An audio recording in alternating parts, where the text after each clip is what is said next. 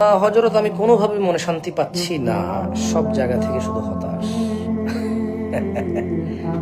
পৃথিবীতে এমন কোন মানুষ আছে যার হৃদয়ে দুঃখ নেই বা অশান্তি নেই? এর মধ্যে শান্তি রাখতে হবে, হালাল পথে থাকতে হবে, এই যুক্তিতে শান্তি থাকতে হবে যে আলহামদুলিল্লাহ আমার এই অশান্তিতে আমার কোনো পাপের ফল না, আমি কোনো অন্যায়তে নেই, কোনো অবিচারে নেই, কোনো জুলমে নেই, কোনো অত্যাচারে নেই, কোনো পাপাচারে নাই। সো আমার এই কষ্ট শেষ হয়ে যাবে আমার মৃত্যুর সাথে। আল্লাহর প্রশংসা আমার এই অন্যায় আমার কোনো খারাপ কাজের ফল না। আলহামদুলিল্লাহ, খায়ের, ভালো পথে চলেন, হতাশ হবেন না, আল্লাহর প্রতি আশ্বস্ত থাকবেন।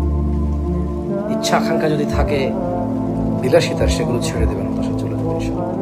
তারপর হতাশা আসতে পারে, আসবে, শয়তানের কাজই মানুষকে হতাশ করা।